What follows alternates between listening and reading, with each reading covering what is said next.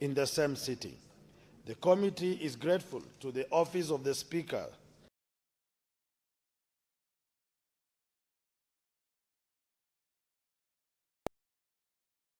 execution of its mandate.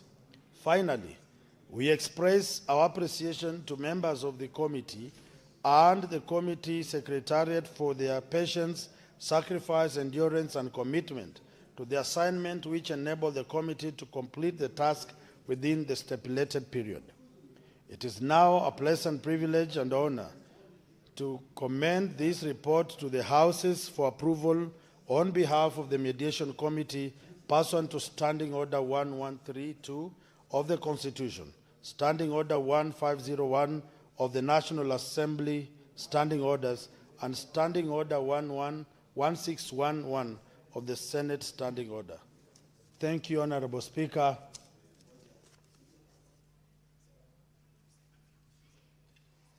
Yes, thank you. Honorable Speaker, as I've just taken members through, this bill has been a thorn in the flesh of this House and the government at large. The stakeholders gave in their best for us to understand what the bill talks about value chains, about storage, about how Kenyans can benefit from this bill.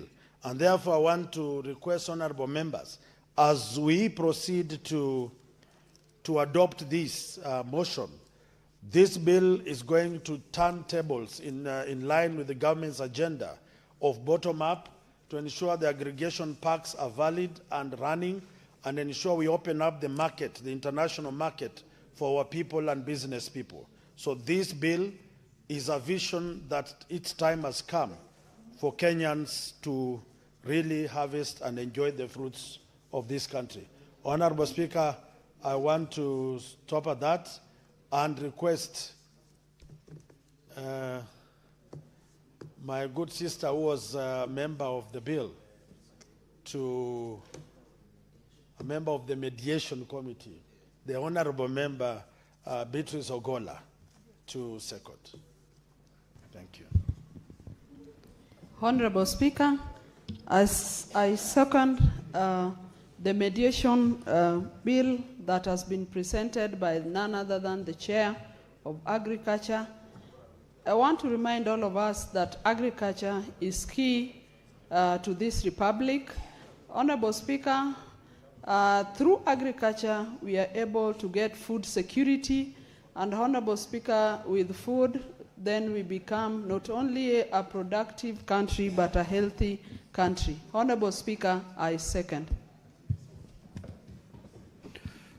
Honorable Senators, I will now propose the question that the Senate adopts the report of the Mediation Committee on the Food and Feed Safety Control Coordination Bill, National Assembly Bills number 21 of 2023, laid on the table of the Senate on Tuesday, 28th of April 2026, and that pursuant to Article 113(2) of the Constitution and Standing Order 167(3) of the Senate, approve the mediated version of the bill. Now the floor is open for debate. Honorable Senator Manzo.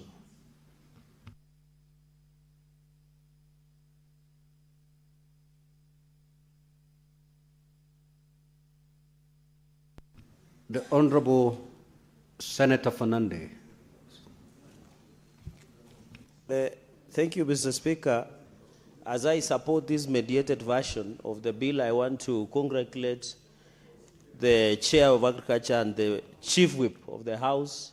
I don't know why whenever we go for mediated version of our bill, senators always become the Vice Chair. I saw even in the mediated committee on the issue of division of revenue, where Captain Ale Roba is referred as the Vice Chair. Speaker, under Article 113, I think Kenyans should understand that when we have different sets of amendment to the bill, it is normally referred to the mediation committee. And Mr. Speaker, since this is a mediated version of the bill on food and feed safety control coordination bill of National Assembly number 21 of 2023, Mr. Speaker, the aspect that we are talking about this bill is very critical and very important. Mr. Speaker, when you look at the schedule that was amended and the argument of the National Assembly, in the first schedule as passed on the competent authorities, including the Minister of Agriculture, Fisheries, Agriculture and Food Authority, Kenya Dairy Board, Kenya Plant Health Inspectorate Service, the Pest Control Products, the Fertilizer and Animal Food Staff Board, National Biosafety Authority, Kenya Bureau of Standards and Veterinary Medicine. The argument is that most of these directorates, Mr. Speaker, in this amended or mediated version of the bill, Mr. Speaker, was that it has an international recognized character. And therefore, Mr. Speaker, looking at the agreement or the proposal, Mr. Speaker, between the National Assembly and the Senate on these internationally acclaimed bodies is very critical because they are internationally recognized. But, Mr. Speaker, it should not lost on us that on the issue of agriculture, Mr. Speaker, agriculture is fully devolved. In fact, on the standards and policies of running of agriculture, just like health, Mr. Speaker, the Senate or the county governments must have a bigger role.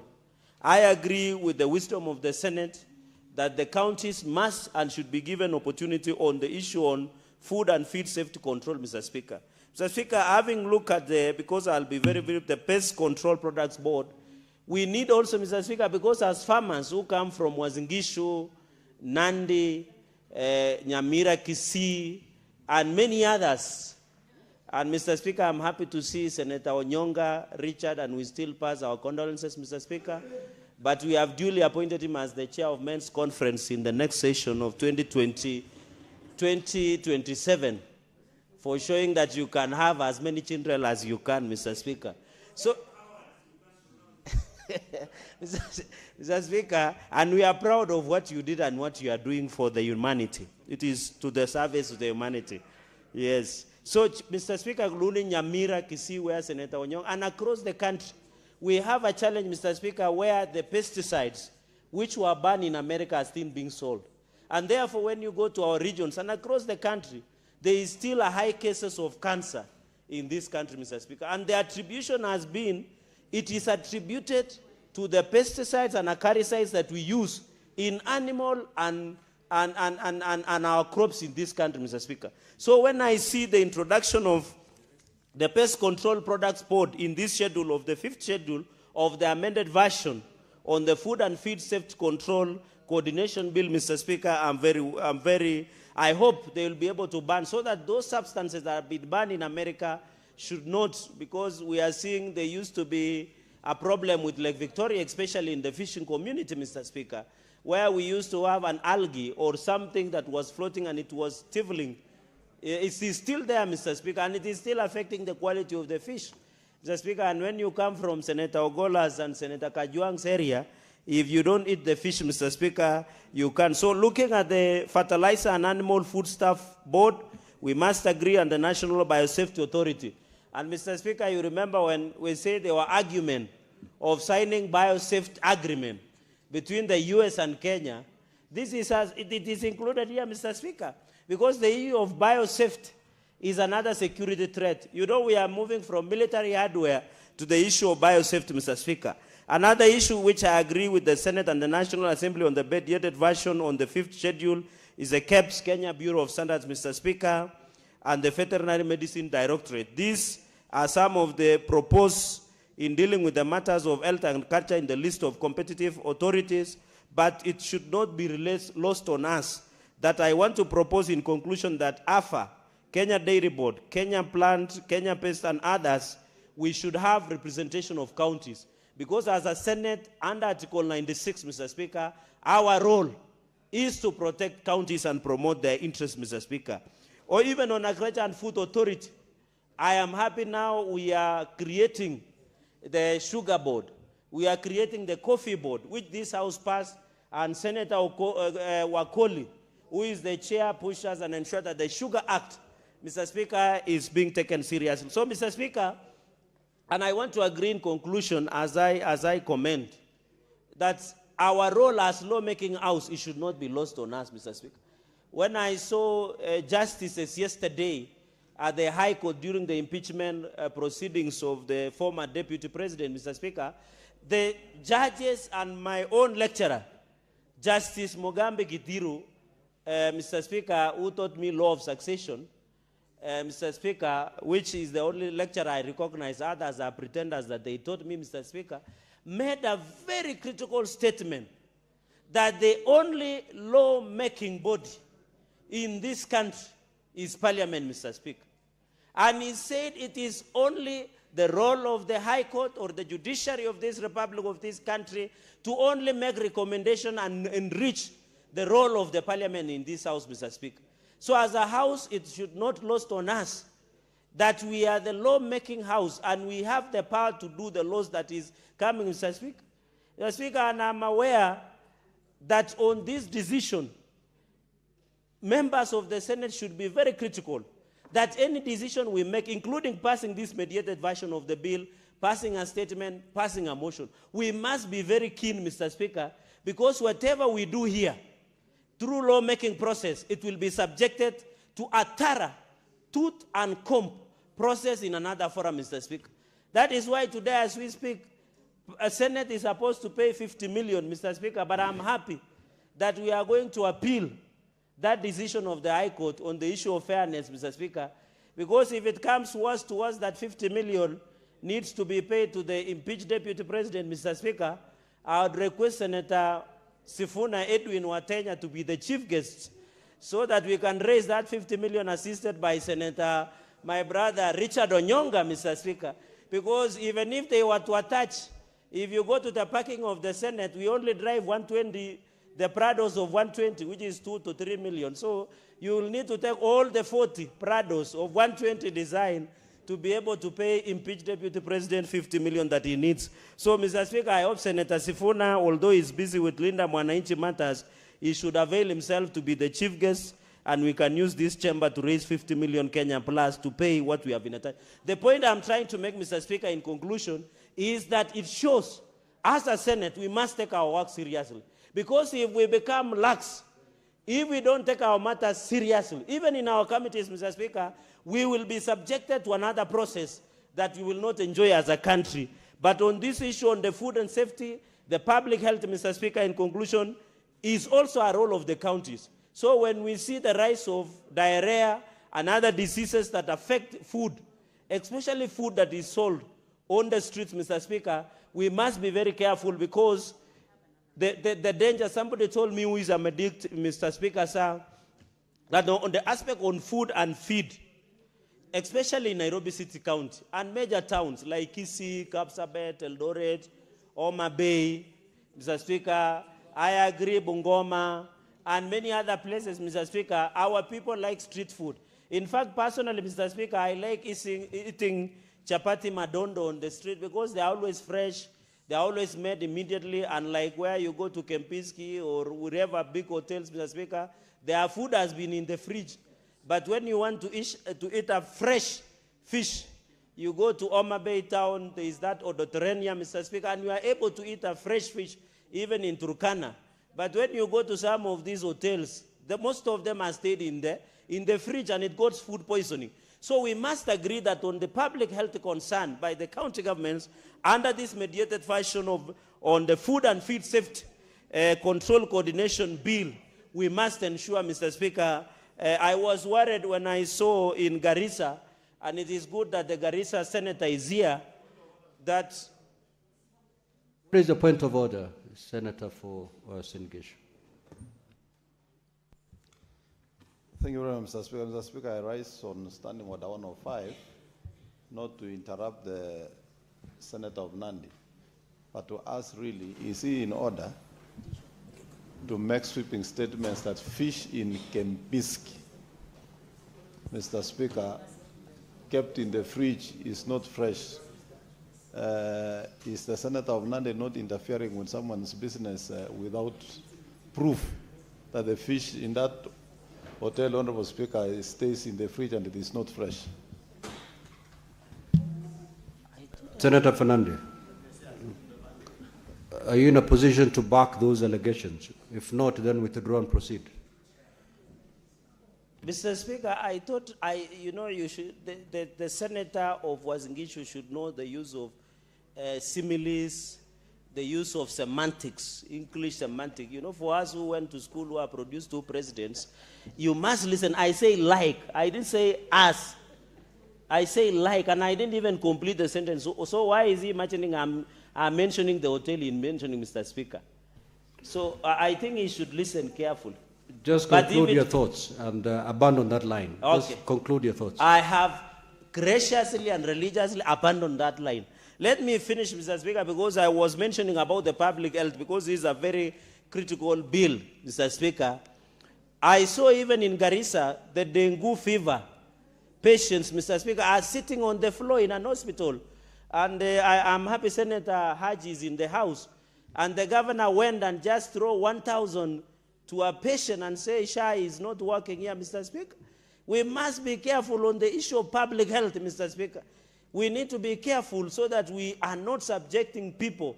And I hope the people of Garissa can see the type of the governor they have, Mr. Speaker, because how do you allow in Garissa Referral Hospital for the patients to be sitting on the floor? You just dismiss, you don't take an accountability, Mr. Speaker. Yet the issue of public health is very important, Mr. Speaker. Even on the issue of the quality of food that we take in hospital. You saw Kenyatta National Hospital, Mr. Speaker. We must subject the public health, which is a devolved function, on the aspect of providing good quality and safe food for our people, Mr. Speaker. So food is very important, but also if food, Mr. Speaker, even as farmers who grow maize, and where Senator of Wazingishu, Senator Mandago comes from, we also must be careful on the issue of ensuring maize is well stored, Mr. Speaker, so that our farmers, our people do not consume maize that has aflatoxins, Mr. Speaker. So, Mr. Speaker, the National Biosafety Authority and the Kenya Bureau of Standards should and must be alert, Mr. Speaker, so that our Kenyans who continue to eat food, who continue to ensure their food is, by the time we saw, Mr. Speaker, and I'm happy the chairperson of, I think Senator Chute then brought a statement on the issue of edible oils. And when we went and inspected the edible oils that was close to 40 billion, we find almost 3/4 of the edible oils, Mr. Speaker, had been spoiled. So I want to appeal that the Kenya Bureau of Standards, the ones that protect and the quality, because, Mr. Speaker, any Kenyan, if you see the mark of KEBS, you always have confidence, Mr. Speaker, that all is well. So I want to believe, Mr. Speaker, that the county assemblies, Mr. Speaker, the county assemblies must assist us by ensuring that the public health within the departments in our county assemblies, while I send my quick recovery notes to an MCA who was attacking Kisii, Mr. Speaker, over his political differences, we wish him quick recovery. The county assemblies, Mr. Speaker, must also take lead to ensure that the rules, the bylaws remain focused so that we can ensure the quality of services we get from the food kiosks, from the big hotels, from the meat we consume, from the maize we consume. It must be subjected to proper testing process. And I want to challenge KEBS, Mr. Speaker, Kenya Bureau of Standards, that we see the mark of KEBS anywhere in this country, Mr. Speaker, it should be a mark of quality. It should be a mark of integrity, and it should ensure that we get proper food or any service that has been given with the mark of KEBS. Mr. Speaker, to allow my colleagues also to give input on this mediated version of the bill, I want to congratulate the committee led by the Senate Whip, who is the chairperson, for the well-done job, Mr. Speaker, and also challenge the mediated version where we want 454 billion to counties against what National Assembly is proposing, 420 billion to counties, in mediated that they should borrow notes from Omwami Wakoli so that they can understand how to negotiate better. We want counties, Mr. Speaker, to get 454 billion. And when that 454 billion, we don't want to see people stealing from counties. You saw Nairobi, one of the staff was found with 65 million in the house, Mr. Speaker, and EACC are sleeping. I know other counties, including Nandi, are worse. But the fact that we fight for the resources to go to counties, Mr. Speaker, sir, it is not a license for people to steal, for people to steal, for people to blunder, for people to commit larceny, for people to loot, for people to rip off, Mr. Speaker. We cannot allow. When I saw 65 million being taken from Shogima House over senior, Mr. Speaker, I was ashamed that what will Kenyans think of us. Mr. Speaker, EACC must be taken to task, Mr. Speaker. The CEO of EACC, if they cannot arrest these people, the last time members of the Senate wanted to arrest the governor of Samburu, Mr. Speaker, although he appeared today, we were led by Senator Sifuna.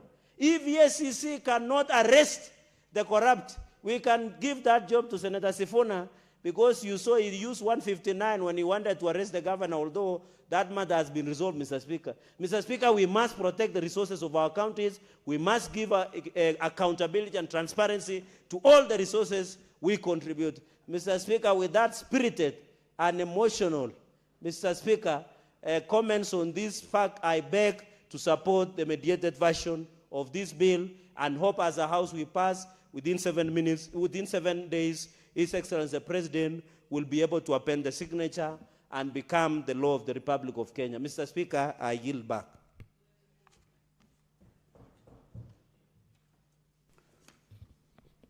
Honorable Senators, before we proceed with the debate, allow me to make the following communication. I would like to acknowledge the presence in the public gallery this afternoon of a visiting delegation of 3 teachers and 63 students from Consolata School in Nairobi County. The delegation is visiting the Senate for an academic exposition. On behalf of the Senate and my own behalf, I extend a warm welcome to the delegation and wish them a fruitful visit. Also wish to acknowledge the presence in the public gallery this afternoon of a visiting delegation of officers from various county assemblies, institutions, and state departments. The delegation comprises 27 officers who are in the Senate to undertake a training on protocol, etiquette, and events management at the Center for Parliamentary Studies and Training. Honorable Senators, the program has brought together the officers from the following institutions: the County Assembly of Mandera, the County Assembly of Siaya, Malindi Constituency Office, State Department for Blue Economy and Fisheries, State Department for Broadcasting and Telecommunication, State Department for Irrigation, Ministry of Defense, and officers from the Parliamentary Service Commission. On behalf of the Senate and on my own behalf, I extend a warm welcome to the delegation and wish them a fruitful visit. I will call upon the Senator for Nairobi City County to extend a word of welcome to the delegation from Consolata School, and thereafter the Senate Minority Leader to extend a word of welcome to the delegation drawn from various counties and state departments, in that order. With your indulgence, Speaker, I wanted to request that you change the order of the welcomes so that I can take the contributions to the bill after the leader of my minority is done. Sure. Minority Leader, you may proceed.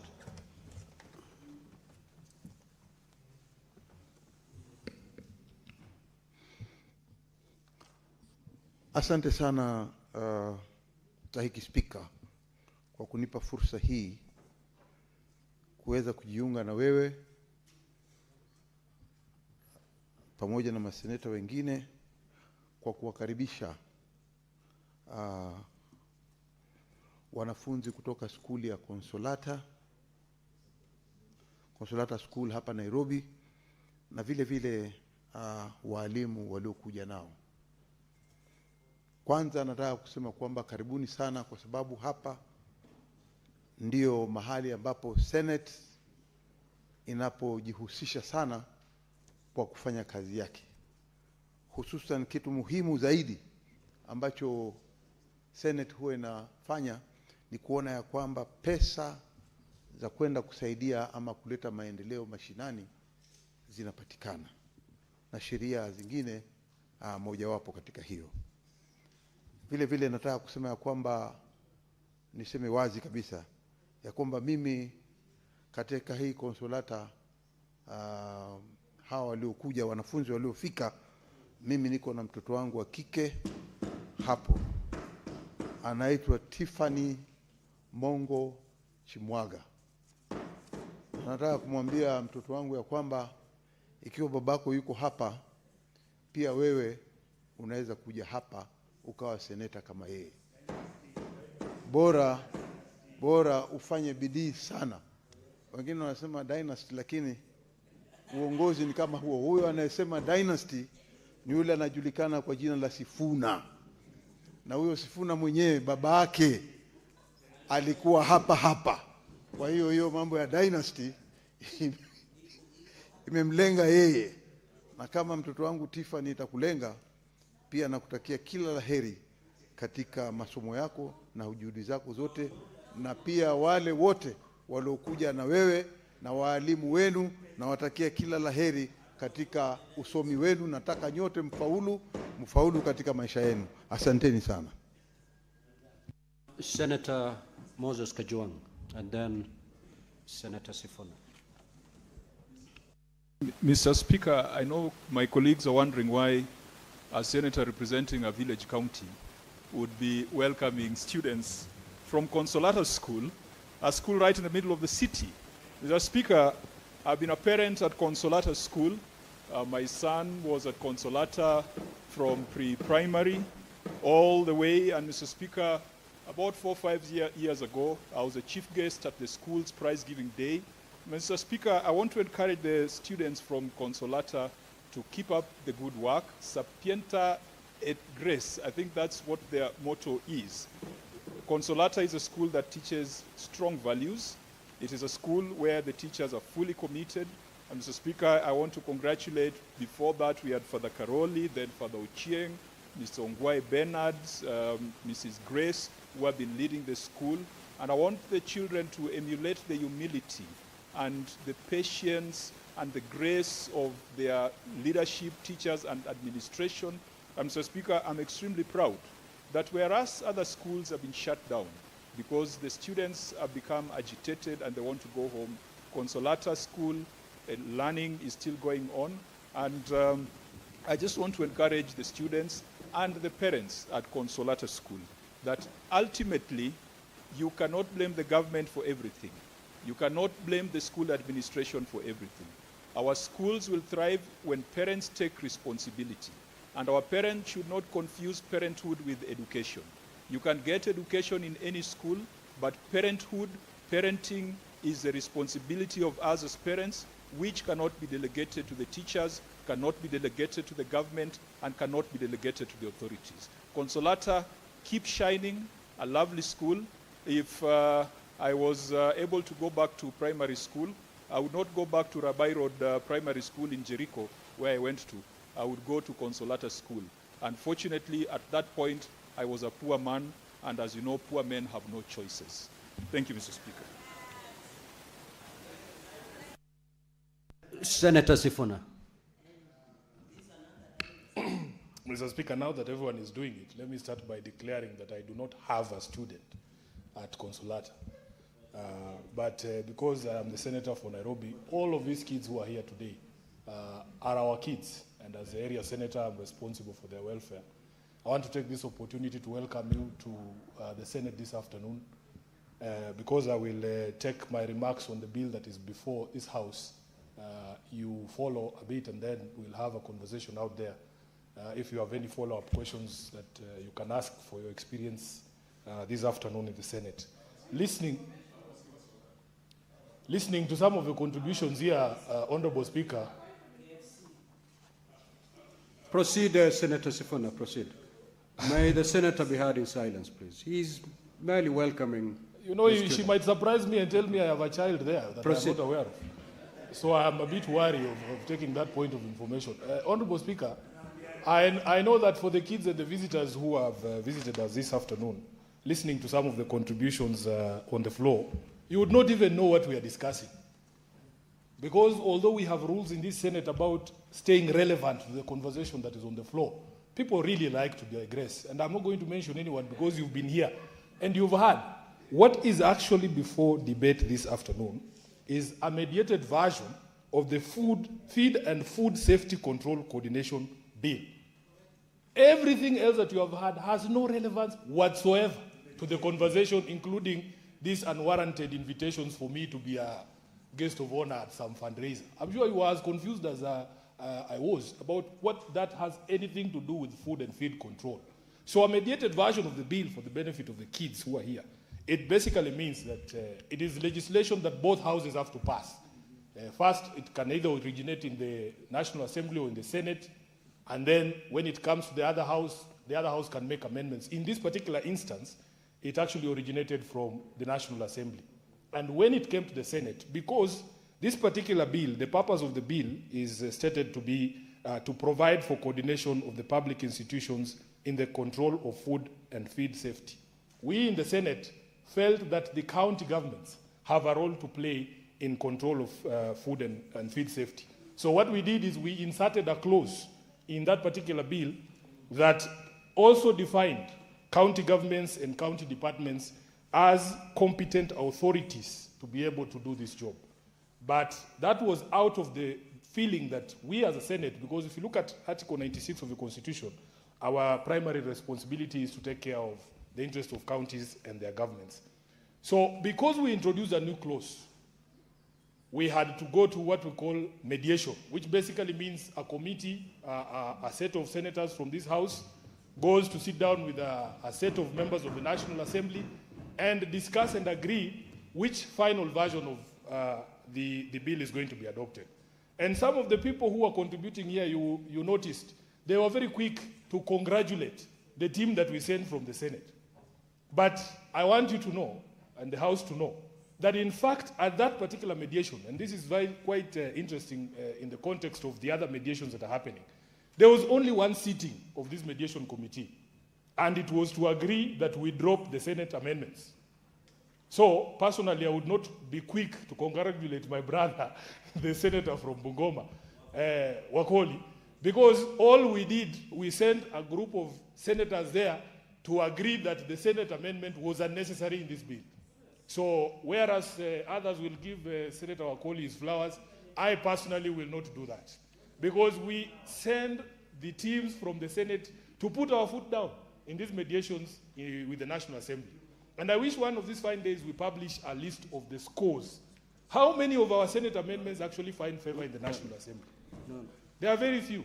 How are we always the ones expected to back down? In the current mediation, for instance, of the Division of Revenue, it was a promise that was made a long time ago that in the current financial year, actually last financial year, we would add the monies that go to the counties to 450 billion shillings. How is it possible that 2 years down the line, the National Assembly is refusing to agree to that position that was settled between, of course, people don't like me talking about the expired MOU, although I'm the one who wrote it, between UDA and ODM. One of the clauses there would that we would get to 450 in the last financial year. 2 years down the line, why are we fighting with Treasury and the National Assembly on the 450 billion? How is it not possible for a change that the mediated version of the Division of Revenue is also arrived at in one meeting, where they just go and accept the Senate position? So whereas we are always giving concessions to the National Assembly proposals, we don't get the same courtesy. They don't extend us the same favor because they feel that we as a House do not have the sort of powers that they have. But I am feeling, Honorable Speaker, that we as a Senate should also sometimes put our foot down, because there was proper thinking that went into that amendment to involve the county governments and their departments in the control of food safety. If you look at the licensing regime, just to open that kiosk that somebody says they go to eat madondo and chapati, it requires licensing by the county governments. When there is an outbreak of disease here, it is expected that our county governments are the ones to coordinate efforts to ensure that people receive treatment.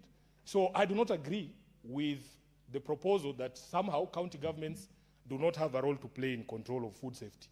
And the members of the committee, led by Senator Wakoli, maybe you will give us context as to why the National Assembly felt that county governments are not competent authorities in terms of the Feed and Food Safety Control Coordination Bill to be able to prevent or to help in the prevention of those issues. So for me, I want to stop there. We want to listen to members of the committee. It's a very brief report. They just dropped the Senate amendment, and we would want to understand why. Senator Sifuna, would you like to be informed by I our intelligent Senator Beatrice? Because she's insisting, and she's from my political party, and she's a lady, I don't want to appear like I'm not a gentleman. Let's hear what she has to say, Honorable Chair. Yes, Senator Beatrice, you may proceed. Thank you, Honorable Speaker, and thank you, Senator Sifuna, for allowing me to give this information. And Senator Sifuna, I wanted to give this based on the welcoming remarks you are giving to the Consolata School. Honorable Speaker, this is a school that has very well values that we must celebrate as they visit Parliament today. Senator Sifuna, you need to remind the school, and we need to celebrate their traditions. Honorable Speaker, this is the only school that allowed the children of our late party leader, one Raila Amolo Odinga, when the wife was chased away from the Ministry of Education then, and her children would not be allowed to be admitted into any school. It is only the Consolata School, after Dr. Ida Betty Odinga insisted and packed in the principal's office for more than 3 days. No school would take Raila's children in. They were chased away from all schools, and it is only the Consolata School that admitted Rosemary Odinga, that admitted Junior Odinga, and we must celebrate them because they came out as a school that practiced inclusivity, that did not discriminate at any Kenyan.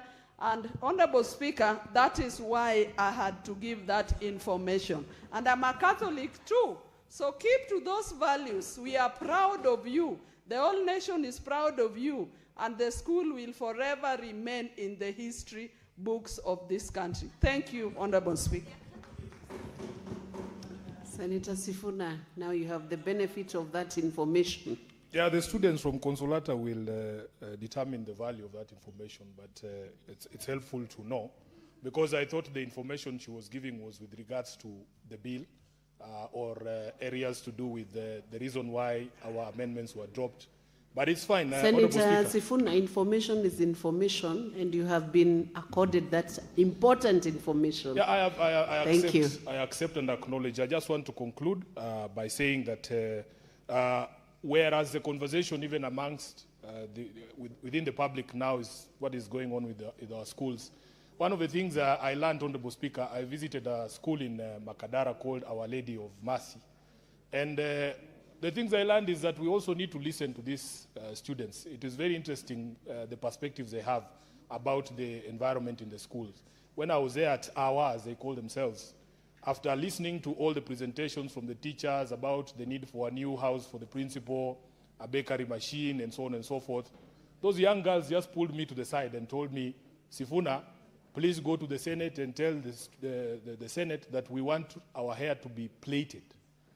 And whereas you think that's a small issue, when these events have been happening, increasingly I'm seeing from other schools, those girls saying we want to be allowed to plait our hairs. So when we also get into this debate, let's learn to listen to these young people. They might give you a perspective that you have not seen in order for us to be able to resolve this crisis. I thank you, Honorable Speaker, and allow me to do my duty as a Senator of Nairobi by going to engage those young ladies outside, because there are unique things that the Senator from Homa Bay might not know about our children here in Nairobi. Thank you.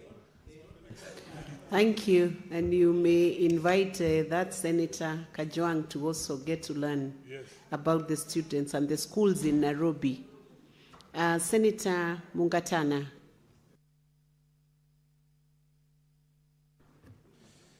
I want to thank you, Madam Speaker, for giving me the opportunity to also say my opinions on this mediated version of this bill. Madam Speaker, I want to pick it up from where Sifuna left it. If you look, the only amendment that the Senate proposed was, I will read, each county government department dealing with matters relating to agriculture, and 3B, each county department dealing with matters relating to health, that they be included as part and parcel of the food and biosafety control authorities. Madam Speaker, the competent authorities that have been listed there are 11 of them. And if you look at them, they are all from the national government. You'd see the Kenya Bureau of Standards, the Veterinary Medicines Directorate, the Fertilizer and Animal Foodstuffs Board, the Pest Control Products Board, KEFIS, the Kenya Dairy Board, and so on. But the ones that the Senate wanted included was the departments relevant to the counties to be included as competent authorities. And Madam Speaker, this one amendment that we proposed so that we can assert the presence of the Senate was dropped by our mediation team. I would be very interested to hear, and I've tried to engage our chair, the Honorable David Wakoli, but I've not heard his explanations. Madam Speaker, if you look, and I want to give a very practical example. I went to primary school in Mombasa, part of it, and in those years, we used to complete primary school in class 7. And so standard 5, 6, and 7, I did it in boarding school in Tana River in my village school called Arap Moi Primary School, Ngao, which is a very old school that the missionaries started when they came to bring Christianity in that part of the world. Madam Speaker, when we were in the primary school, we would notice a very strange smell of kerosene in the food that we used to consume. And that kerosene was always in the bins. We came to learn later that there were some hidden reasons why kerosene was being put in those bins. Apparently it was to control, let me say, to control the boys.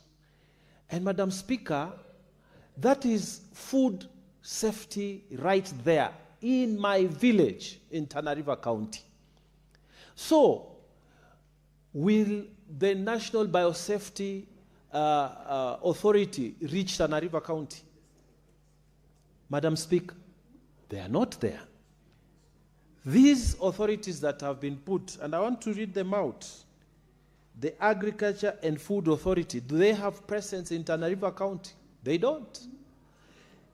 KEFIS, does it have presence in Tana River County, Madam Speaker? This is the Kenya Plant Health Inspectorate Service. So if we need seed testing, certification, phytosanitary certificates or services, are we able to get them at that level in the county? No.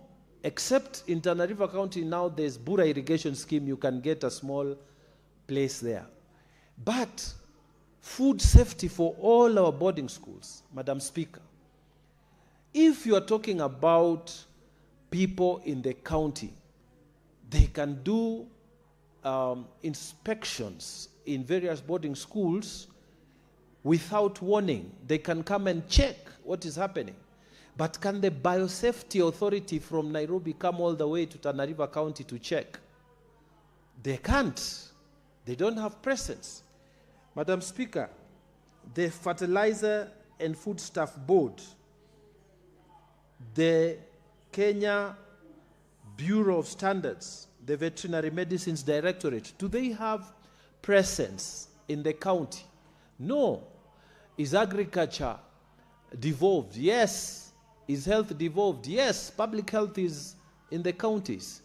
So are these people, these institutions at the national level, are they able to go down to the county and make sure that what is consumed by our schools in boarding, what is consumed by our villagers is safe?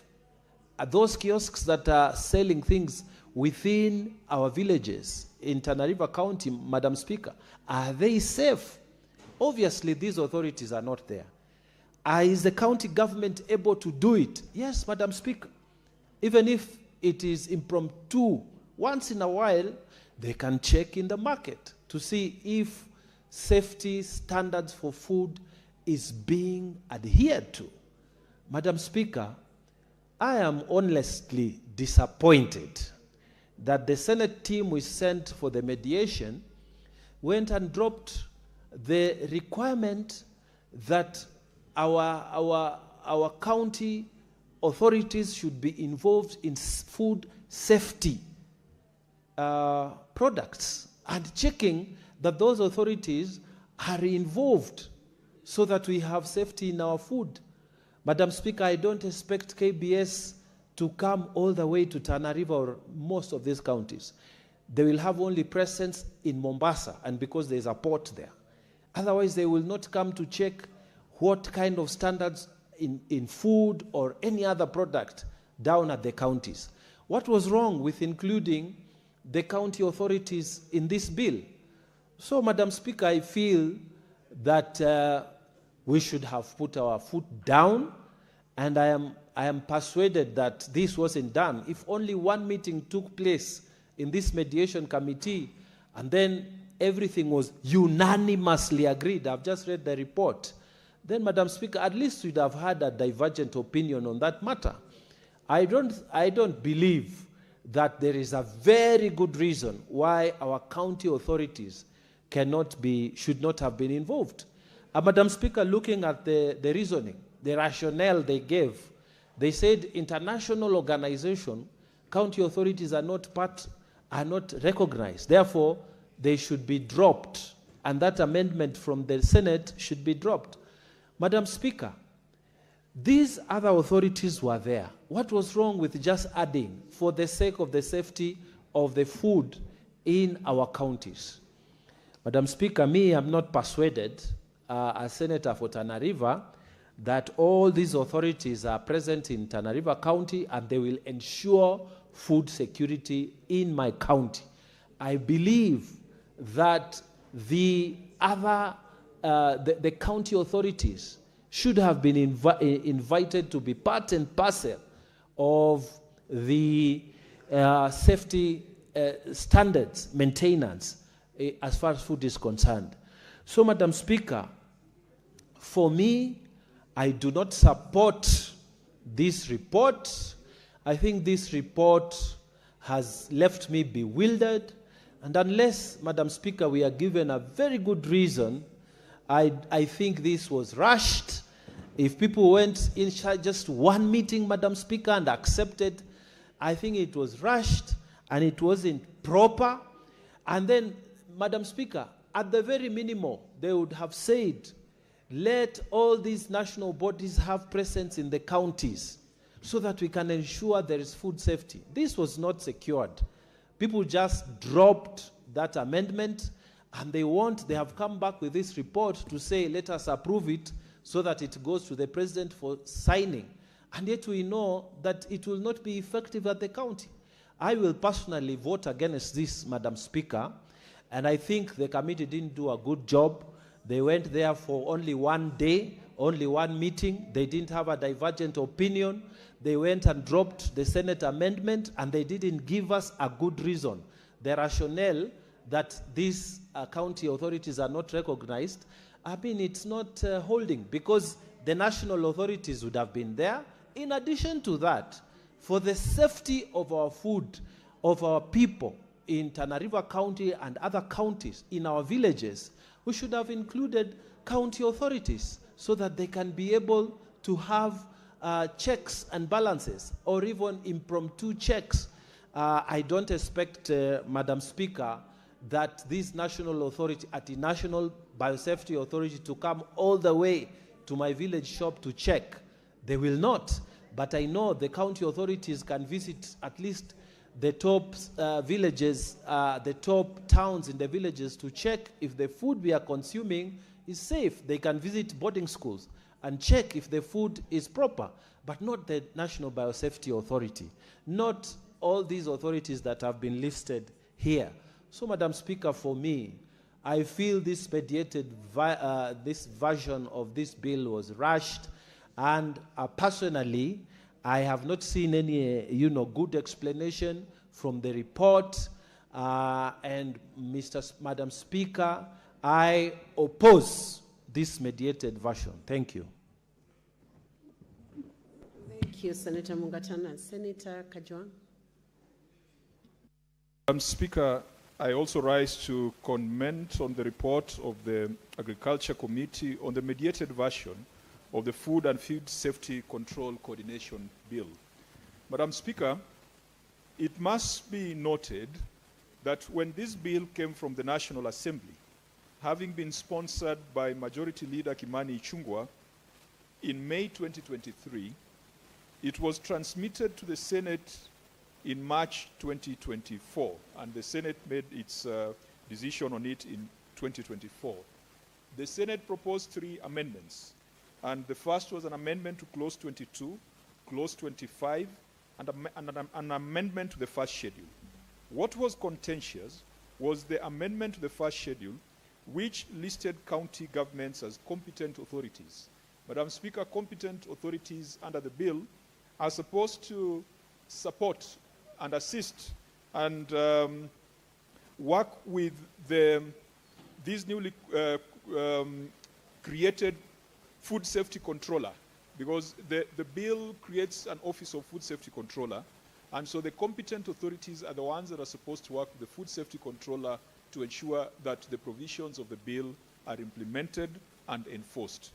Madam Speaker, the Senate in its wisdom felt that county governments, because they are already involved in the food safety space, would also be a competent authority. Today, if Mama Onyango wanted to sell fish somewhere in Kayole, there are at least 3 licenses that the county government must provide. It will be the single business permit. Mama Onyango will also have a food handler's certificate issued by the county government. And Mama Onyango's stall must also have a food hygiene license. So county governments are already in that space.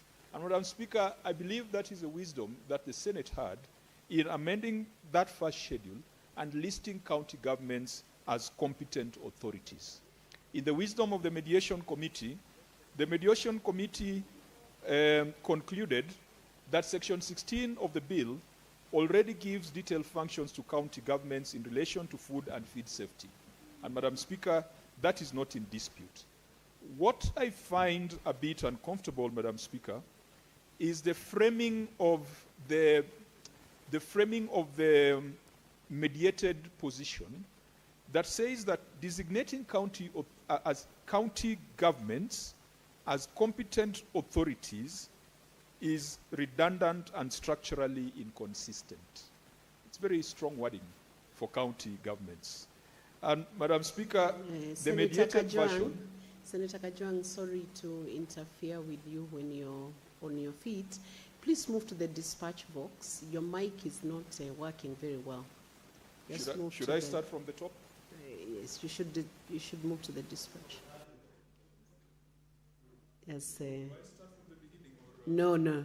Just continue from where you had reached. Thank you, Madam Speaker. Madam Speaker, as I was saying, that in the wisdom of the Senate, we felt it was important that we amend the first schedule to make county governments a competent authority.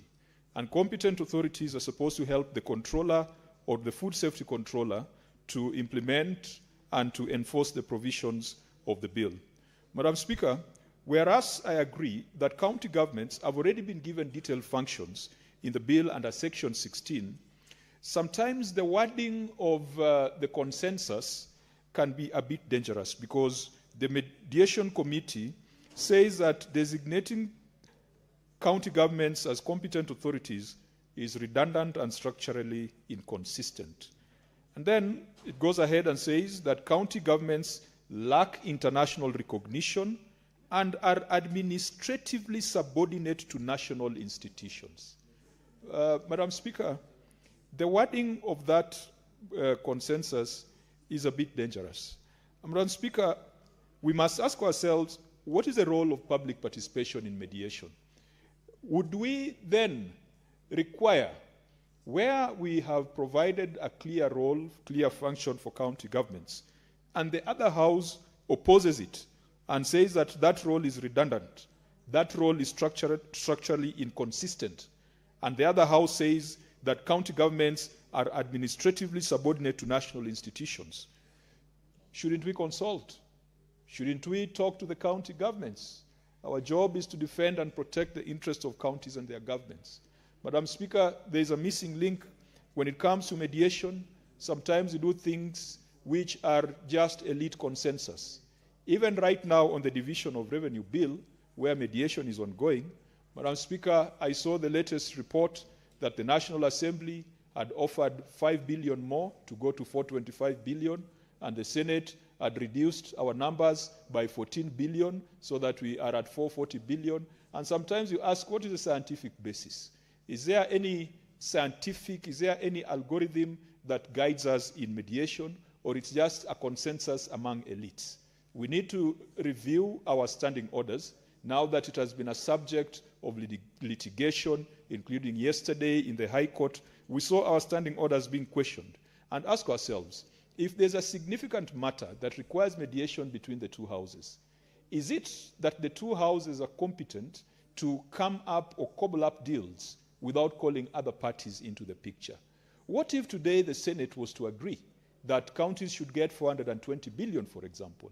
What implication does it have on the operations of counties? And therefore, Madam Speaker, my only concern is that for us to make that very radical recommendation that county governments are administratively subordinate to national institutions, and some of them are institutions established by statute, and yet county governments are established under the Constitution, it can form a dangerous precedent. How I wish that the mediation committee would have perhaps retreated. And I've seen in cases where we have serious mediation on DORA, sometimes you retreat and call stakeholders in that space and tell them that, this is a situation in mediation, this is what we are proposing, tell us how it's going to affect you. But nonetheless, Madam Speaker, also bills are taking too long. Even though I'm saying that perhaps it should take longer in mediation by doing public participation. This particular bill was sponsored in 2023, and it's a government bill sponsored by the Leader of Majority. It is 3 years. A government bill takes 3 years, Madam Speaker. You can imagine how long it will take for a private member's bill. And so we must also look at some of these timelines to ensure that we fast-track the processing of bills. Madam Speaker, whereas I cannot fault the committee, because when we send a mediation committee, when we send our members to mediation, we send our best. And if we send the chair of the Agriculture Committee, we believe that there could be a basis for that climbing down. And I think it must also be noted that two of the Senate amendments, the National Assembly agreed with them. But Madam Speaker, I hope we could temper the language. We could temper the language by not calling county governments redundant and structurally inconsistent and administratively subordinate to national institutions. And how I wish we would have gotten written submissions from the Council of Governors. And Madam Speaker, it must be made clear that this House does not represent the interest of governors. It represents the interest of counties and their governments. There's a clear distinction between that and the interest of individual governors. So there could be errant governors out there who are doing all sorts of bad things, saying bad things about the Senate, but this Senate must always stand up and must always advocate the interests of counties and their governments. And so, Madam Speaker, I want to assure the Council of Governors that we will not accept legislation or amendments that make county governments subservient or make county governments appear to be subordinate to national institutions. Madam Speaker, I do support, unlike my colleagues, I do support because I believe a lot of thought was put into this, but also urge that when regulations come, those regulations must clearly allow county governments to continue doing what they need to do. Madam Speaker, part of the rationale behind this bill was to harmonize the food safety space. As I indicated, that Mamonyango selling fish needs at least 3 licenses: the single business permit, the food handler certificate, and then there's another one called the food hygiene license. Madam Speaker, we must unify these things. We must collapse them so that Mamonyango with 1 single business permit is able to continue selling a fish by the roadside instead of making compliance expensive and making compliance look like something that you have to have a PhD to achieve. That was the original intention of the bill, and I do hope that you can speedily enact it so that those of us or our people, our parents, our relatives who are in the food handling space can have a much more unified and smooth terrain for operation. Madam Speaker, I support. Thank you, Senator Ojo. Senator Okenyuri.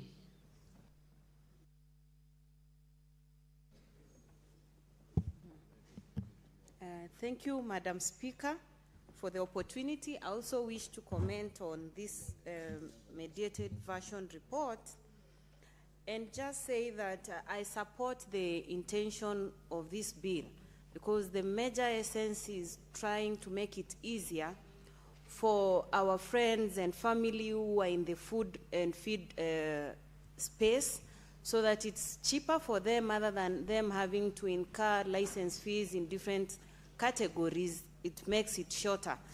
But then, Madam Speaker, I want to note what Senator Kajwang just mentioned, that when you actually look at the agreed observation, and the wording was so strong that we actually lose the reason why we had our colleagues represent us on that mediation committee, Madam Speaker.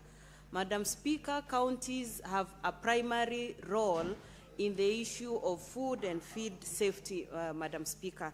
So when we agree that unanimously the position of the National Assembly prevails and leave out the role that county governments play, because county governments, Madam Speaker, primarily are the ones who are conducting inspection. We have slaughterhouses that are coming up. We have people opening kiosks that are, preparing food. And county governments are looking at all these vendors who are running these businesses.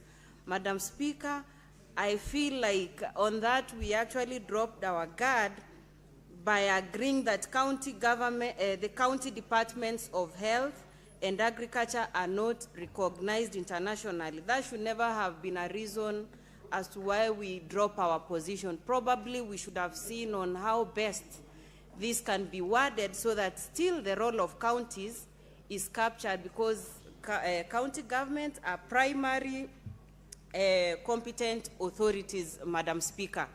So I wish to support the intention of this bill, but express my dissatisfaction that the role of county governments is not well captured in this, and the wording of this report does not show a reconciliatory or mediated version. Madam Speaker, it goes ahead to say that, the rationale why this position was dropped is that county departments of health and agriculture are not recognized internationally, and these departments report to competent authorities. Madam Speaker, I have already expressed my dissatisfaction on the same, but I hope that this bill is going to address so many of those gaps that we have been having, so that we ensure that even our people who are consuming some of these products are consuming safe products, and the ones who are producing are also producing at an affordable cost that is not going to, make it very difficult for them. I thank you, Madam Speaker. Thank you, Senator Esi. Honorable Senators, I have a communication from the Chair on the visiting delegation of teachers and students from Anesens High School in Uasin Gishu County. Honorable Senators, I would like to acknowledge the presence in the public gallery this afternoon, a visiting delegation of 10 teachers and 77 students from Anessens High School from Wasinigishu County. The delegation is visiting the Senate for an academic exposition. On behalf of the Senate and on my own behalf, I extend a warm welcome to the delegation and wish them a very fruitful visit. I thank you. And I want to welcome Senator Madago from Wasinigishu to welcome the delegation. Thank you very much, Madam Speaker. Madam Speaker, I wish to join you and take this opportunity on behalf of my colleagues, the senators, to welcome the teachers and the students of Anessens Secondary School, Madam Speaker. This is a school in Ainapwe constituency, Honorable Speaker, and it's one of our best schools, one of our old schools that has produced luminaries in our county and in our country, Madam Speaker. Madam Speaker, I wish them a very fruitful, successful trip in their study and in their quest to undertake benchmarking in the Senate. I also want to encourage the students that today you sit in the gallery, you work hard, you are disciplined, make sure you are not among those who intend to ban their schools. You will be one of the senators sitting here, or probably the speaker sitting in where the speaker is sitting today. Thank you very much, Madam Speaker, for that opportunity. Asante sana. Thank you very much. Now I want to invite Senator Onyonka to take the mic. Thank you, Madam Speaker. First of all, I want to say thank you so much for giving me this opportunity. I would like to contribute to this very important discussion. Madam Speaker, I have listened carefully the contributions which have been made by my colleague, Honorable Mungatana. I have also listened to Honorable Kajwang raise the same issue. And to be honest with you, Madam Speaker, this is a very weighty matter. This issue is a matter that has been plaguing the country. I remember for the last, it should have been 10 years ago when there was a question about what do we do in terms of standardizing food security. Standardizing food security and treatment of this food vis-a-vis its management. I have not looked at all the detail of the bill. I've looked at the preamble and the discussions which have taken place. Madam Speaker, honestly, we have an issue about our food. Number one, from the harvesting of the food, whether you're looking at the cereals, whether you're looking at the products which are being consumed, whether it's wheat, whether it's sugar. And indeed, the responsibility of the packaging and management of this food is normally by Kenya Bureau of Standards. And yet, Madam Speaker, we've always had challenges with Kenya Bureau of Standards. And many people have always criticized what Kenya Bureau of Standards has done and what have been the challenges involved and how they have handled the food. And Mr. Speaker, you know, severally, we have found that food is brought into the country that has not been inspected. You've had cases where individuals are found to be holding sugar which has come out of the country without any inspection. We know that right now we have several county governments that are actually processing milk and supplying this milk to our primary school children. Some of this milk, we are being told, is coming in as powder, and some of it is actually fake. Nobody responds to these things. We have issues about Kenya's involvement with the GMO sector, genetically modified foods. And yet the Plant Safety Agency and all the other agencies have never come out to actually literally issue statements or even correct or even just talk about what is being done that is right or wrong. And of course, Mr. Speaker, when you come to the goods which are being imported into the country, whether these foods are eggs, whether these foods are sugarcane, whether it is meat, these, I think, this House must take responsibility. And the reason why the chair, who is really my brother and friend, has made his presentation, but I am worried about how we package our food. I grew up as a young child seeing meat being hung out of a wall in a place where you see flies and animals, and that's normal. And yet in this bill and this negotiated, mediated discussion that has come up, I have not seen anywhere where it's being discussed what we are going with the way we handle meat. We are handling our meat through abattoirs. The abattoirs are the places where the meat is being cleaned. If you go to some of them, you will find that even running water doesn't exist. So these are things that I think, Chair of the Department of Agriculture, how I wish that we would have spent more time as the Senate, even some of us who are not in your committee, so that we can actually begin to seriously look at what do we do with our food. And the fear I have is, with the way we are managing our food, we just need to have a calamity like Ebola, which is food-based. And then once you've killed 200,000 people, that's when we will come and sit and say, let's sit down and discuss what to do with this. Therefore, I would like to say, yes, we understand the challenges. We know what needs to be done. Some of us understand because most of us are from this sector and we have studied most of these things. I think, Mr. Speaker, we now need to look at what role the Senate can perform in terms of packaging of food, in terms of management, treatment of food, in terms of growing the food. Are we using GMO seeds? What are the effects? What is the research? Have we got stakeholders to come and tell us how we are managing this food? Or are we just managing our food industry as a sector where we just need to make money and where many of us have an interest and we are not interested at all to make sure that our poor people are protected because they are vulnerable? Even some of the imports, we are getting so many people.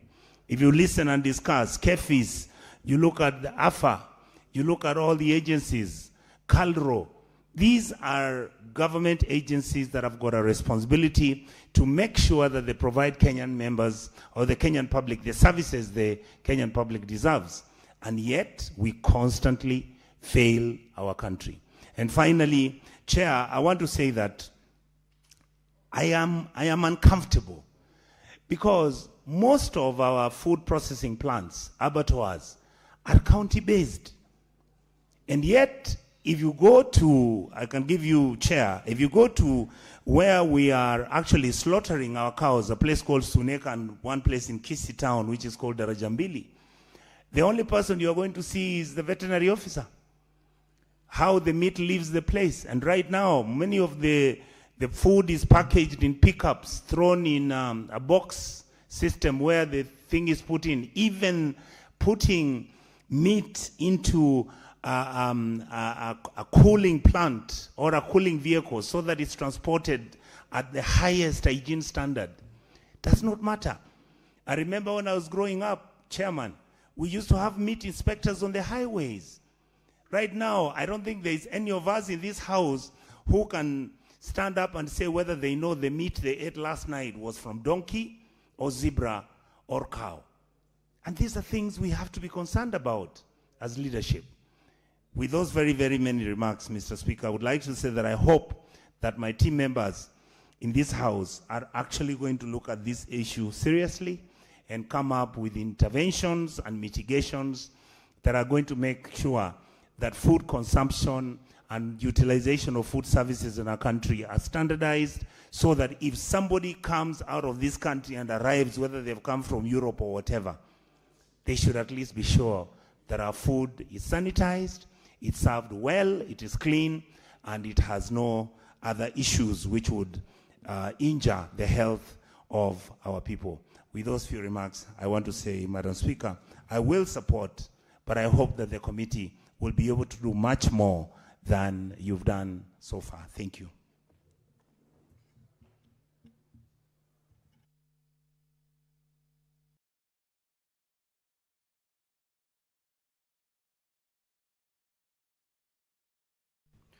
Now, honorable senators, before I allow further debate on this motion, allow me to make the following communication.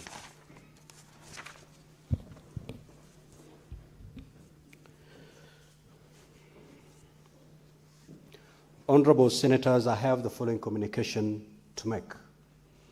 The communication relates to the judgment of the High Court, Constitutional and Human Rights Division at Nairobi, Constitutional Petition number E565 of 2024, the Honorable His Excellency Rigathi Gachagua and 57 others versus the Speaker of the National Assembly, the National Assembly of Kenya, the Speaker of the Senate of Kenya, and 23 others, delivered yesterday, the 8th of June 2026, and extensively covered in the print and electronic media since then. Honorable Senators, it is noted that from the onset that the Speaker of the Senate and the Senate of Kenya were listed as the third and fourth respondents to this petition.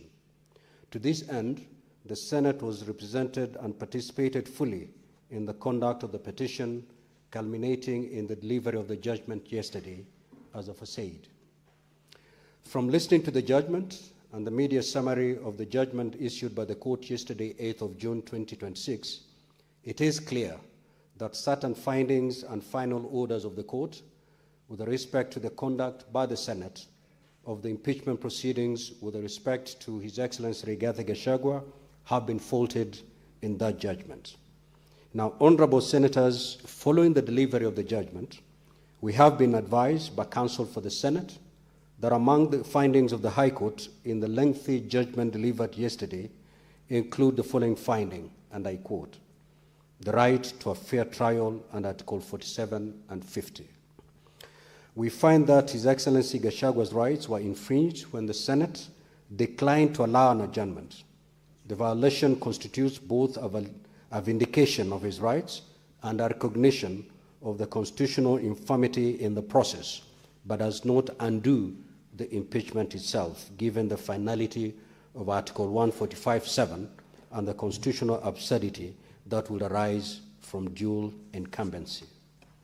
Secondly, in its final orders, we have been advised by the High Court, that the High Court has made the following orders, and I quote, a declaratory order is hereby issued that His Excellency Gachagua's fair trial rights were infringed when the Senate declined to allow an adjournment in the impeachment proceeding despite his absence. The court's award constitutional damages of 50 million to His Excellency Gachagua, payable by the Senate to vindicate the Constitution, restore the dignity of the affected party, and deter future violations. Now, Honorable Senators, we have instructed our counsel to apply for certified copies of the proceedings and file a notice of appeal immediately. Even as we prepare for the appellate process, it is appropriate that certain matters be put on record to calm a restive public which is concerned about a judgment which portrays the Senate as an institution which, sitting as a quasi-judicial body, failed to grant the former Deputy President a fair hearing. The court faults the Senate as having infringed on the rights of the former Deputy President by declining to allow an adjournment without considering the circumstances and the context in which that determination was made. Although the court cites the Hansard of that day, it does not take due account of the series of events. The impeachment process had proceeded without incident and in the presence of the former Deputy President until the last day when the Senate adjourned for lunch. The National Assembly had concluded, including evidence in chief, cross-examination and re-examination. The former Deputy President and his counsel were made aware that His Excellency Gachagua will take the stand on resumption after lunch. Upon resumption, Senior Counsel Paul Mwite for the former Deputy President first began by informing the Senate that he was not aware of his client's whereabouts, forcing the Senate to temporarily suspend the proceeding to allow Senior Counsel Paul Mwite to establish the whereabouts of his client. Upon resumption, and that is after long wait, counsel stated that he had learned that his client had been taken ill. Notably, counsel did not make any effort, even when requested by the Senate, to provide any evidence to support his claim. However, the court determines that the Senate should nevertheless have allowed the adjournment request. In essence, the High Court is telling this Senate that it had to allow an adjournment request that was not backed by any evidence to support a claim of illness or other reason for the unavailability of the former Deputy President. This finding is even more troubling when the court itself first admitted a belated affidavit of Dr. Gikonyo, submitted 2 years after the impeachment, and then dismissed it as being of no consequence to the proceedings, and wondered why this evidence was not presented in the Senate 2 years ago when the application for an adjournment was being made. The court cites the speeches of some senators on the floor in debate as an acknowledgement by the Senate itself that the former Deputy President was indeed ill, but ignores entirely the speeches of those in debate who contended that to exercise the discretion to allow the adjournment, the Senate, as the impeachment court, had to be satisfied on evidence that the application was meritorious and was not merely a tool to frustrate, delay, or altogether stop the impeachment process. As is well known, the speeches of individual senators in debate on the floor do not constitute decisions or determinations by the Senate. Now, honorable senators, the High Court fails to recognize that the Senate did not determine that an adjournment could not be granted. Indeed, the vote on the motion on the request for an adjournment was precisely on whether to grant the adjournment or not. The Senate, as the impeachment court, decided not to grant the adjournment request in these particular circumstances of the day because of the absence of evidence or good cause presented to it. This is standard practice for any judicial or quasi-judicial body. The Senate, like any other judicial or quasi-judicial body, including, for that matter, the High Court itself, only grants adjournment on good reasons. The discretion to grant an adjournment is not automatic. It must be exercised judiciously, balancing the right to a fair trial with the constitutional mandate to avoid unnecessary delays and dispose of cases judiciously. In the matter at hand, it is probably true to say that no court, in the circumstances the Senate found itself in, with an application for an adjournment entirely devoid of any supporting evidence on its merits, would have granted an adjournment.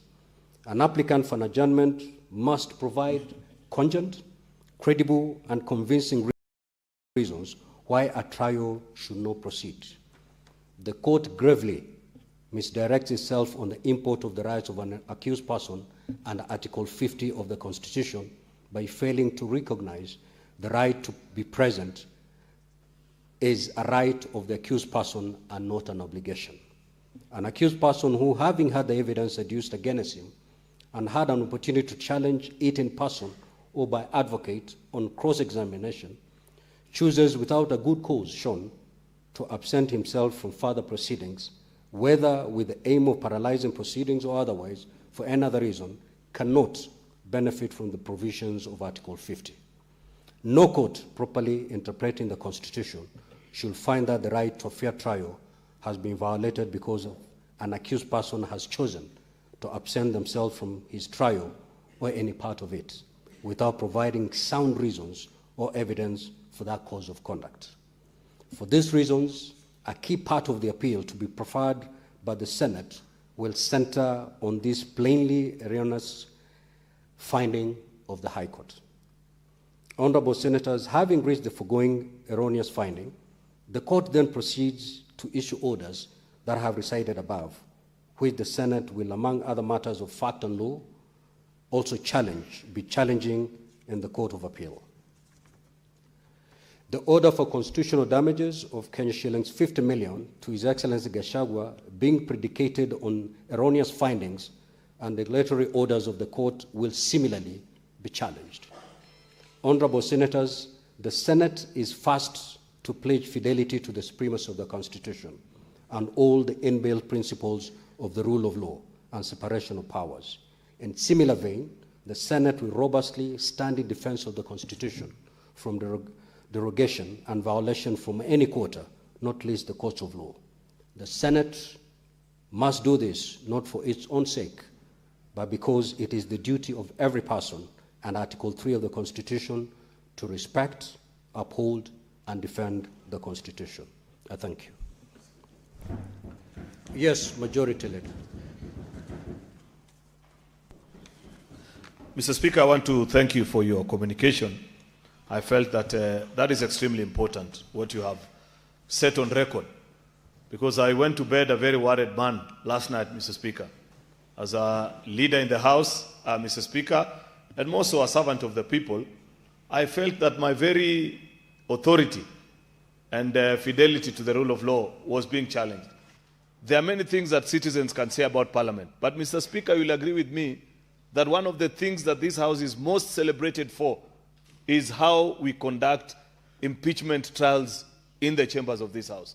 Over the years, Mr. Speaker, as I have been a member of this House, and those that have been here long enough know that at the conclusion of every impeachment trial, Mr. Speaker, notwithstanding how the impeachment ends, this House has always been commended for how it carries out its duty, and it's celebrated for that. I felt, Mr. Speaker, that the judges yesterday night almost swept our work and wanted to throw us under the bus, Mr. Speaker, erroneously so. Mr. Speaker, it need not be lost to those particular judges, like you have correctly cited, Mr. Speaker, that on that particular afternoon when we resumed, this House was ready to present the opportunity to be heard to the client that was before us. Unfortunately, first of all, his advocate, if I recall very well, and I indeed do, Mr. Speaker, told us as a House to our shock that as the advocate on record, I can tell you I don't know where my client is. Then after a few minutes, 30 minutes later, Mr. Speaker, and you granted the opportunity that Advocate Paul Mwite goes to search for his client. 30 minutes later, he returned to this House empty-handed, Mr. Speaker, and said, I am now informed that actually my client has been taken ill. This House requested, Mr. Speaker, as any constitutional organ would, Mr. Speaker, for at least some form of evidence to support that. All Mr. Mwite needed to do, Mr. Speaker, was to inform the House that, give me a few minutes, Karen Hospital, where his client is supposed to have been admitted, Mr. Speaker, is barely 20 to 30 minutes from here, if he had physically to go there, or, Mr. Speaker, given the magnitude of the matter that was before us, he could have asked for an email from that particular hospital confirming what was happening. Therefore, to wrongly accuse this House, Mr. Speaker, that we denied Deputy President Rigathi Gachagua an opportunity for fair trial, Mr. Speaker, I felt, Mr. Speaker, that that should not go without challenge. I am happy that you have put it on record, Mr. Speaker, that as a Senate of this Republic, we shall be challenging that finding because we completely disagree with it. We did our work, Mr. Speaker, with utmost good faith, Mr. Speaker. Lastly, on this particular item of fair trial, Mr. Speaker, and maybe I could say this, listening to the judges yesterday, Mr. Speaker, as I have always argued on many occasions, that there is a clear struggle by members of our bench in this country, Mr. Speaker, to understand the procedures of this House. Either they humble themselves and invite an invitation, Mr. Speaker, for a sort of understanding between us as a legislature and them as the judiciary, so that they better understand our procedures, Mr. Speaker, as opposed to them trying to invent and guide us on how we do some of these procedures. I listened actually with utmost shock. One of the judges argued, Mr. Speaker, that it was faulty for us to elect to trial an impeachment by way of committee of the whole, that we are only supposed to do it by a 10-man committee. I could not believe it, Mr. Speaker, that is a judge of the High Court of the Republic. It is my hope, Mr. Speaker, that these obvious errors which I see judges continue to make on the work of Parliament, Mr. Speaker, that between you as a Speaker and the Chief Justice, that one day you shall organize a colloquium where we can educate each other on procedures of both houses, as opposed to one party appearing to guide the other on procedures of the other arm of government and doing it so wrongly.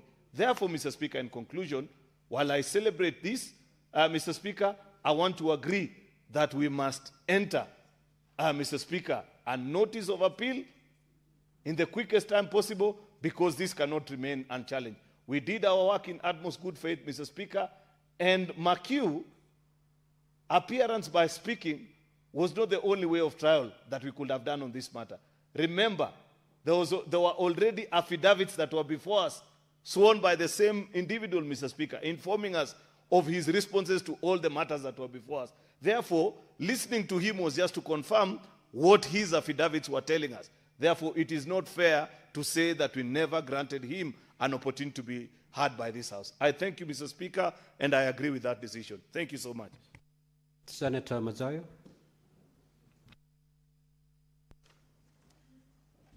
Asante Mstahiki Spika. Mstahiki Spika, kwanza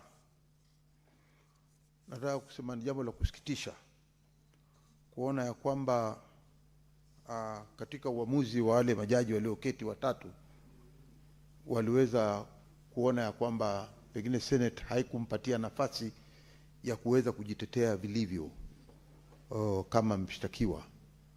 Lakini nataka kusema ya kwamba runinga na kila mahali waliona katika Kenya nzima ya kwamba katika kesi hii tulimpatia nafasi yule aliyekuwa ameshtakiwa, Bwana Gachagua, Mheshimiwa Gachagua, kwa nyakati zote. Hata tukizingatia zaidi ni kwamba ulikuwa wakati mwingi tulimpatia, wa asubuhi yote mpaka wakati wa karibu saa 7. Aliongea zaidi ya masaa 6 akiweza kuulizwa maswali ambayo anaongozwa na wakili wake, na wakili si mwingine bali ni wakili maarufu sana, na ni wakili ambaye amebobea katika sheria. Ndugu yetu Awasinia ambaye ni Paul Mwite aliweza kumpeleka kulinganisha na vile alivyokuwa ameandika taarifa yake, akaileta hapa, na yale yote hiyo ilikuwa katika record. Na jambo la kusikitisha zaidi ni kwamba baada ya kwamba mawakili wote wale waliokuwa nao walipewa nafasi pia kuongezea kuzidi kumweka vizuri Bwana Gachagua, na alikuwa yuko sawa kabisa. Asubuhi wote alikuwa yuko sawa, alikuwa anacheka na anajibu maswali kisawa sawa. Bwana Spika, baada ya hapo sasa, kwa sababu ilikuwa katika sheria zetu tunasema ya kwamba ikiwa tutakusikiza wewe kama bunge lote, yani ya committee of the whole house, ikiwa tutaketi chini na kuweza kusikiza, basi kila mtu atawahi kuuliza maswali. Na ilikuwa amemaliza asubuhi yote mpaka saa 7, akapatia watu kama dakika 30-40 kwenda kupumzika tu na kurudi na kuweza kuja kumsikiza yeye. Ilikuwa ni wakati wa bunge la Senate sasa, kwa sababu amemaliza kujitetea, kwa sababu amemaliza kusema alivyotendewa kwamba si haki. Ilikuwa sasa ni wakati wa yeye kuulizwa maswali na bunge la Senate. Jambo la kusikitisha ama jambo la kushangaza ni kwamba alitoweka. Hata wakili wake alisema hajui yule mteja wake yuko wapi, ambalo ni jambo la kushangaza, kwa sababu wakati watu wamepewa nafasi ya kwenda kupumzika pengine kwa lisali moja, ingekuwa na akaondoka na wakili wake kwenda kujadiliana. Tunatarajia mchana ukifika pengine wale maseneta watakuuliza swali hili na hili na hili na hili, wakamtayarisha ili aje. Lakini jambo la kusikitisha ni kwamba walipokwenda huko, dalili zinaonyesha wazi kabisa ni kwamba walimwambia wewe usijaribu kurudi tena, kwa sababu lile bunge la Senate inaonekana wako tayari kukuuliza maswali. Na ni vile vile kumalizia ni kwamba si usawa kusema ya kwamba utarudi mchana, ama umeagizwa na bunge la Senate, umeagizwa na spika kwamba njoo mchana sasa utapata nafasi ya kuweza kujibu maswali utakayoulizwa na maseneta, kwa sababu sasa ni wakati wa ile nyumba ya Senate yote kuweza kukuuliza maswali. Bwana Spika, hapo mimi naona ni jambo la kusikitisha kusema kwamba katika wale majaji waliokuwa wameketi pale kwamba hakupewa nafasi ya kujitetea na bunge la Senate. Hapo naona kidogo kulikuwa na mushkili wa hiyo uamuzi wao. Kwa hiyo ni umuhimu ikiwa bunge la Senate linaweza kuchukua hatua hiyo kuweza kujitetea vilivyo, tukipewa nafasi watakapokuwa wameenda katika hiyo koti wanaosema, ama wakienda katika koti yote. Lakini koti ya rufaa ya kitengo cha juu ni kwamba bunge la Senate lazima litetee. Hakukuwa na uagizo wa kwamba alikuwa ameomba apewe ridhaa ya milioni 50. Kwa hiyo hatuoni hata kwa nini wanaweza kuchaji, ama ilikuwa vipi mpaka wakafika hiyo milioni 50 ya kwamba Senate iweze kulipa katika hiyo kesi iliyokuwa ndani ya koti. Kwa hiyo sisi tunasema hiyo kesi tuko na nafasi nzuri kama bunge la Senate kuweza kujitetea, na hata wananchi wenyewe waliona wazi kabisa ya kwamba bunge la Senate halikupewa nafasi ya kumuuliza maswali kwa sababu yeye mwenyewe hakuweko wakati wa mchana. Iliibuka tu baadaye kwamba alikuwa ameenda katika hospitali inayoitwa Karen, na halafu baadaye, baada ya miaka 2, daktari wake anaandika ile tunaita affidavit ama maono ya haki akisema kwamba pengine alikuwa ni mgonjwa. Lakini sisi hatukuletewa karatasi yoyote ya kuambiwa kwamba yeye ni mgonjwa. Kwa hiyo kama Senate haikuambiwa yeye ni mgonjwa, itakuwaje Senate iweze kupigwa faini? Kwa hiyo bwana Spika, mimi naona uamuzi uliotolewa na hiyo koti ya hao majaji watatu ulikuwa si wa haki na inafaa utupiliwe mbali katika koti ya juu zaidi. Asante bwana Spika. Now, honorable senators, this was just a communication, not a source of debate. I will allow maybe 2 or more, but keep it under 3 minutes. Senator Boni.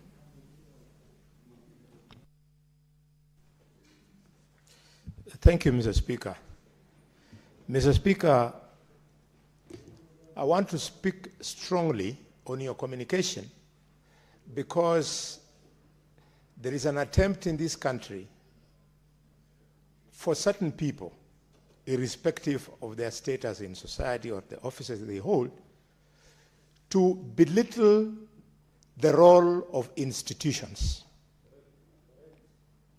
Mr. Speaker, if we allow Parliament, and Senate in particular, to be challenged in the manner that the judges did, we will be weakening Parliament, and there might be a deliberate attempt, Mr. Speaker, to ensure that the powers where we sit as a trial chamber that maybe do not please the people who practice in the courts should be removed from the institution of Parliament so that it remains there preserved. Mr. Speaker, I want to agree with you that we must appeal. But Mr. Speaker, I have heard you. I want to request that you consider also factoring in the appeal what Justice, allow me to quote, what Justice Anthony Mrima said. Himself, without being prompted by the Council of the Senate, Mrima said, it must be emphasized that the Senate is not a mere conveyor belt for matters originating from the National Assembly or any other entity. He went on and added that it is a revered house vested with autonomy and empowered to make decisions by way of resolution, and therefore the Senate retains the discretion to determine whether to accept any motion or petition for further deliberation. He must be reminded that when he was thinking rationally, as I have quoted him, how was he expecting this Senate without any application from Senior Counsel Paul Mwite that his client had fallen ill? How, without evidence, did he expect the Senate with the kind of discretion that he has? 1 minute to conclude. In conclusion, without that, for us to then agree with them, are they saying if somebody facing charges of robbery with violence flashes and dashes out of court, and his lawyers say, we don't know where he is, we don't know where he's going, then the judge immediately says that we discontinue the proceedings? No, Mr. Speaker. Mr. Speaker, we have gone to school properly. The purpose of university education is for you to have organized thinking, critical thinking, the capacity, Mr. Speaker, to see the difference between right and wrong. The judges were wrong yesterday on this one. Thank you, Mr. Speaker. Senator Kajwang.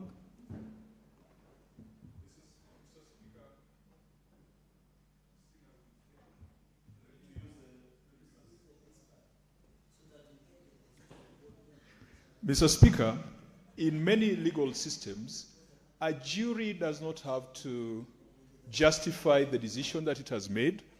A jury does not have to explain itself. And so as a House, we sat as a jury.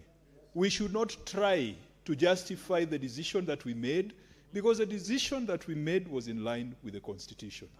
Mr. Speaker, I heard some people say yesterday that yesterday was a funeral of the Republic of Kenya, the funeral of the Constitution.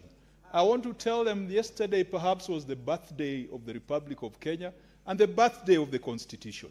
Because if this matter goes to the Court of Appeal, goes all the way to the Supreme Court, it will help us address some things that have remained outstanding for long. The issue of impeachment processes, the issue of public participation, the issue of Chapter 6. Mr. Speaker, I would be happy if the Court of Appeal or even the Supreme Court could be moved at certain points in time to expand the scope, the limitation on holding of public office on account of violation of Chapter 6 to go beyond persons who have been impeached and to perhaps include persons who have been indicted by the Auditor General and other institutions like the EACC. Mr. Speaker, I fully support your decision to appeal that particular matter. And Mr. Speaker, if there was a problem in terms of raising the 50 million, that is in case you are not successful in appeal, I want to inform the House that the Public Accounts Committee has issued fines of 500,000 shillings to 20 governors. So we'll be able to raise at least 10 million shillings. But, Mr. Speaker, I do hope that we shall not get into it. But, though, Mr. Speaker, a fundamental observation that I saw yesterday in court is that members of this House who sat as jurors, who participated in the process, would go to court and would go to court to defend or to represent positions against the Senate.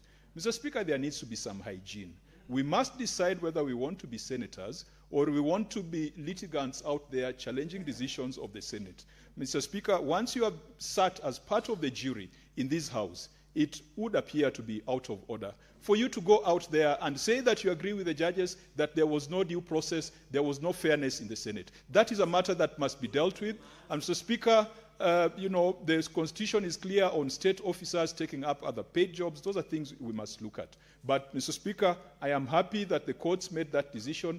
Let's allow the Court of Appeal to deal with the remaining issues, and let's also accept that no institution is infallible. Let's accept that we can make decisions and anyone aggrieved can go to court, and anyone aggrieved at the High Court can go to the other levels. But I hope that this then marks the... Senator Mungatana. Thank you, Mr. Speaker. Mr. Speaker, Paul Mwite was behind me here. I was seated very closely to him when he told us a ridiculous thing that he does not know where his client has gone. And Mr. Speaker, in the same breath, Paul Mwite was telling us he needs time.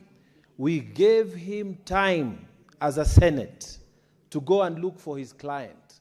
He came back and said he does not know where his client is. And Paul Mwite is a senior counsel, Mr. Speaker. He used to be chairman of our law society when we were younger and in active practice. So, Mr. Speaker, we found this extremely ridiculous. There is no way that we can reward misbehavior in court proceedings. We cannot reward that, Mr. Speaker. I fully support, Mr. Speaker, that we should file an appeal in proceedings, whether they are quasi-judicial or they are proper judicial. If you choose to run away from those proceedings, you forfeit your rights. You forfeit them by choice. And Mr. Speaker, the videos are all here. We must not create the impressions amongst Kenyans that Mr. Gachagwa's rights were violated. There was no violation. He chose to run away. That's a fact. He ran away, didn't tell his lawyers, didn't tell anybody, and we must tell the truth as it is. He knew that he was coming for cross-examination. When he was saying his case, he was okay. But when he knew that you are going to ask about the family affairs, ask about the violations that were being complained of within the family, he knew, Mr. Speaker, and he ran away. He ran away from this court, Mr. Speaker. He ran away. He should not tell Kenyans, or the court tell us that we didn't give him a chance. He simply disappeared. And the court must be fair to this Senate. This Senate gave him all the opportunities, Mr. Speaker. We must appeal these decisions, and Kenyans must be told the truth. Possibly, Mr. Speaker, these clips must be replayed on KBC or any other channel so that Kenyans can know the truth. The judges were totally wrong on this one, and they must be told on their faces. They were wrong. You cannot, even them, if an accused person runs away from your court, you don't stop proceedings. You proceed because he chose to forfeit his rights. Senator Wambo.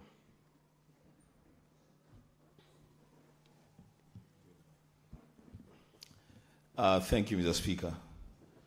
I walked in, and my neighbor, the senator for Tana River, was very agitated about some allegations he's making on the floor. Mr. Speaker, I'm here to just put the record straight. What is good for the goose is equally good for the gander. We had an opportunity, the Speaker, to process the impeachment of the former Deputy President of the Republic of Kenya, and by a majority vote, the impeachment went through. The courts were given an opportunity to exercise their constitutional duty and mandate to look into the process that this August House and the National Assembly went through and determine whether the process was fair or not fair. The Speaker, when I listen to debate across the country today, and because we don't live in isolation, we live in a society. The courts have made a ruling. They have said, the Speaker, that the constitutional right of the former Deputy President to a fair trial was breached. The Speaker, that's where we are today. There will be opportunity for lawyers from both sides of the argument to appeal. But the Speaker, as a layman, I speak as a layman, I'm not a lawyer, and in one of the forums last night, the Speaker, I made this note, that as a layman, one who is not schooled in law, I fail to understand, I have tried to understand, I fail to understand, the Speaker, how a process that a court declares to have been flawed can produce a legitimate outcome. That is the Speaker, and I think that's going to be a matter for the Court of Appeal if this matter goes there. Senator Wambua, maybe I assist you. Your colleagues are reacting to a communication that I've made. Are you privy to the contents of that communication? Okay, then react to the communication. We are not reacting to the entire judgment, just my communication. Thank you, Mr. Speaker. Mr. Speaker, this is what I will say about the communication. That, yes, because the Senate was also a party to that matter, Mr. Speaker, we will also appeal the decision. 1 more minute, Honorable Senator. We will appeal to the Court of Appeal, the Speaker, and that we should, because the right that we have. And if that appeal is upheld, then the Senate will have saved that 50 million Kenya shillings. But Mr. Speaker, even as we do that, and allow me to say this, even as we do that, this must be a constant reminder to us that whatever it is that we do, we are not the final authority. The things that we do today, 10 years, 20 years, 30 years, they will return to us, and a judgment will be passed by other people about our own actions. The Speaker, I submit. Senator Wambua, just do like what Senator Mtata has done, getting a copy of the communication, because clearly you are not privy to the contents of that communication. Senator Chiranke. Thank you, Mr. Speaker, sir, and thank you for communicating on this life matter, Mr. Speaker. Mr. Speaker, yesterday we saw the judgment of the High Court, and I want to agree with the House that we do appeal, because as somebody has said, Mr. Speaker, is jury in any proceeding are not subjected to be interrogated, Mr. Speaker. 50 million is a lot for the Senate, Mr. Speaker, and we did our part. I am happy, Mr. Speaker, that, and I know we raised in our submission, that the doctrine of separation of powers must be respected at all given time, Mr. Speaker. And I saw the facts. I want to advise my colleagues, is what we call re ipsa loquita. Speaks for itself. And when I saw Lady Justice Mugambi, who taught me, Mr. Speaker, that's why I'm a serious lawyer of serious pedigree, said very well, Mr. Speaker. Mr. Speaker, said with a lot of certainty that the Senate operates on doctrine of separation of powers, Mr. Speaker, and the work we do under Article 125 on the work of the committees and the standing order, as per standing order number 78, and under Article 145 of the Constitution of the Republic of Kenya, Mr. Speaker, we did our part as a Senate. And we will not allow us to be fined. I don't agree with the entirety of the judgment of the court, High Court, Mr. Speaker. I agree on the part where they agreed with us that the Deputy President was validly impeached as the Deputy President of the Republic of Kenya, Mr. Speaker. And therefore, Mr. Speaker, even let us assume, I was shocked when the court said that Dr. Kigonyo's affidavit did not have a probative value. And then they went ahead and disregarded that. How can we operate as a House when the former impeached Deputy President ran away, literally? Does it mean we needed to stop? He knew we wanted to grill him, Mr. Speaker. He knew. He had the opportunity, Mr. Speaker, under our standing order number 78. You can either appear by person or by the advocate. Senior counsel Muite was seated here. He didn't know where his client was, Mr. Speaker. And we know members of this House, which I am privy to, went and told him, run away, because we were going to fire and grill you and impeach you, Mr. Speaker, for violating the Constitution. And I can name names, Mr. Speaker, like the acting DCP SG was the one advising him to run away, Mr. Speaker. Mr. Speaker, we must stand our ground. And the High Court, Mr. Speaker. Senator Fernandez, you cannot impute improper motive to your colleagues. Kindly withdraw. Mr. Speaker, I withdraw and I proceed. Mr. Speaker, that is why I'm saying we gave opportunity, Mr. Speaker. And in fact, I was standing order so that Kenyans can understand. Because I saw standing order number 78. You can neither appear. Senator Wakili Sige.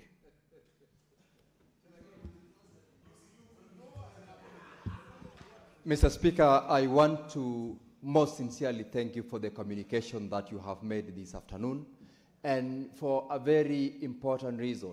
The facts ought to be made clear, because it's a bit absurd for the judges yesterday to say on the one hand that this House is independent in terms of procedure on how it deals with matters before it.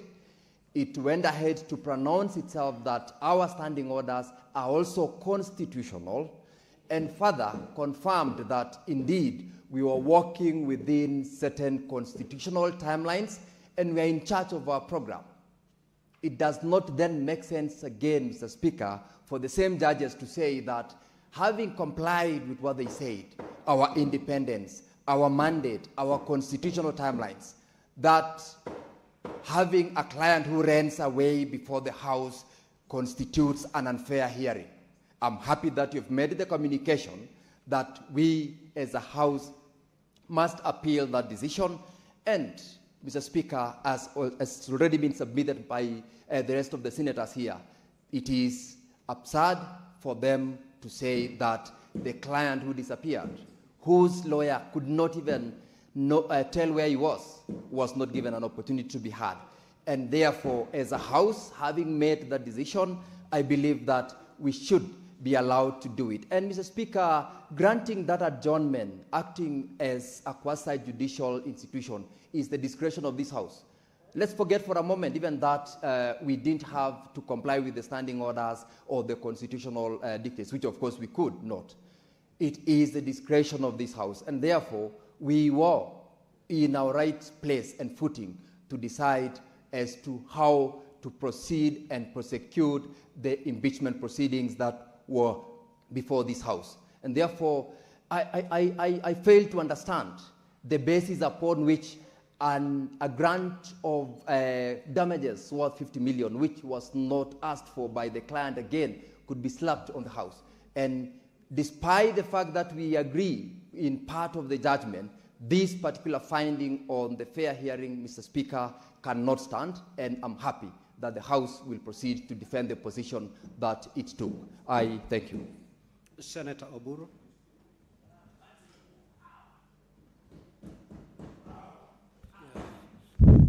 Thank you, Mr. Speaker, sir, for the opportunity. Mr. Speaker, sir, I am equally surprised with the court decision to impose a fine of 50 million shillings on the Senate, when on the other hand, the same court said the Senate was right, and the Senate rightly impeached Gachagua according to the Constitution. We followed the Constitution and we impeached him according to the Constitution. And Mr. Speaker, when we were here, all of us were here, when the lawyer himself told us that he did not know where his client was. Now, if he didn't know, then, Mr. Speaker, how could we know as a Senate? How could we know? We did not know also, Mr. Speaker. So we did not know where he was. Now, whatever was brought later on that he was in hospital was an afterthought. And that afterthought, Mr. Speaker, cannot be used to impose a fine on us when we acted constitutionally, and the court has said so. And they have impeached him. Mr. Speaker, it is a contradiction. To me, it is a contradiction, Mr. Speaker. How could you impeach somebody for having breached the Constitution, and therefore the Senate was right, and on the other hand,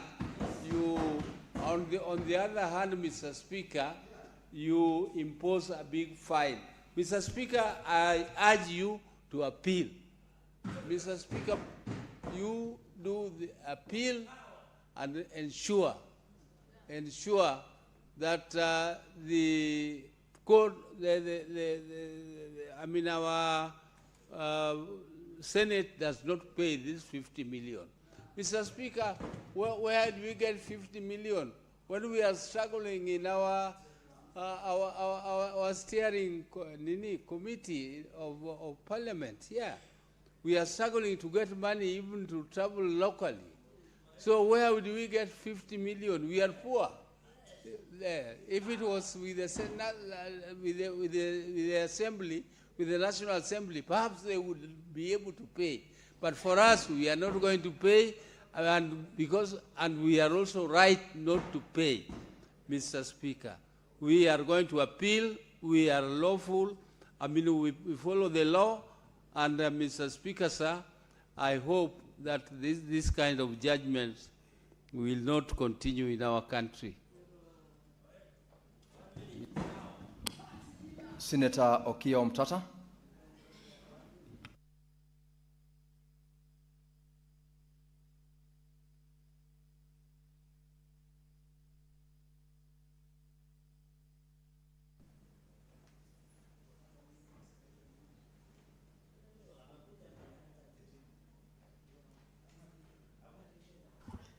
Yes, Mr. Speaker, sir. Thank you for the opportunity to speak to this important issue.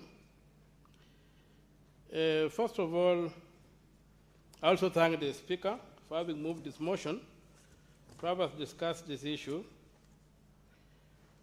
And from where I sit, I think it's an issue that does not call for a knee-jerk reaction. It's an issue that calls for reflection and meditation.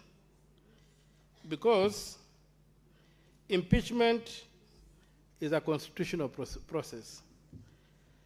And in the Constitution, Article 150 deals with the removal of the Deputy President.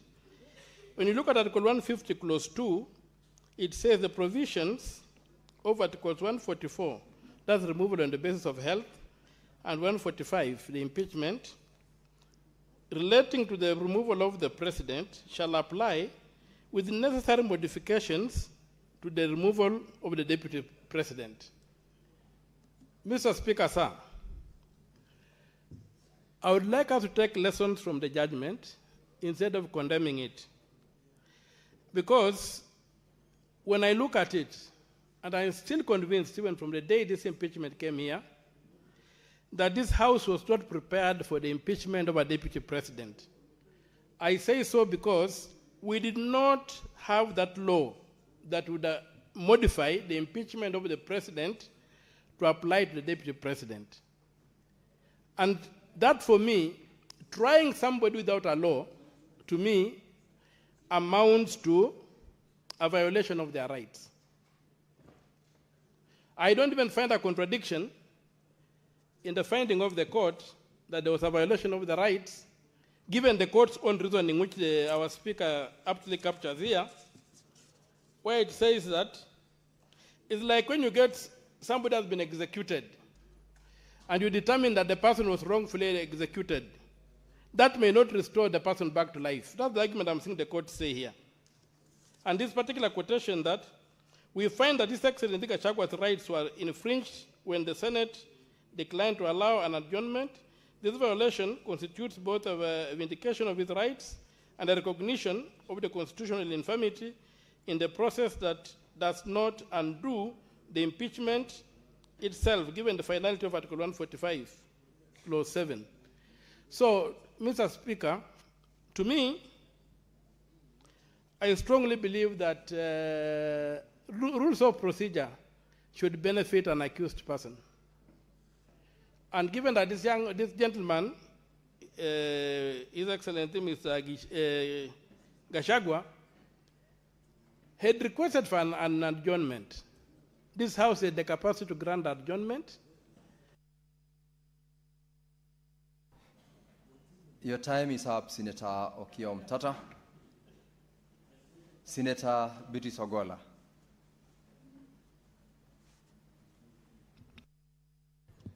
I thank you, Honorable Speaker. And Honorable Speaker, I rise to support the communication you have just read this afternoon, that this House must appeal. And Honorable Speaker, even with a lay mind, as my leader, Senator Wambua stated, that is lay to the law, I accept that, but he has eyes and he has ears. And Honorable Speaker, from where I'm seated, I was able to see Senior Counsel Paul Muite, where he was on that day. A number of you maybe had their backs turned to him.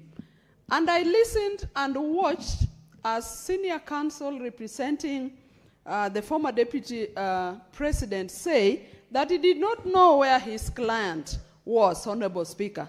So as a Senate, how would we have known where his client was? Honorable Speaker, even in basic absences in schools by pupils and students that are seated here, when they absent themselves from school and say they went to hostels, the administration always expects them to take their books from hospital where they were treated. And I remember in our long history in schools, we would take those exercises books that as evidence that we were in hostel. So if that can be done in schools and in other institutions, why was it difficult for the representative of the former deputy president to bring evidence to this house that he was unwell, Honorable Speaker? Honorable Speaker,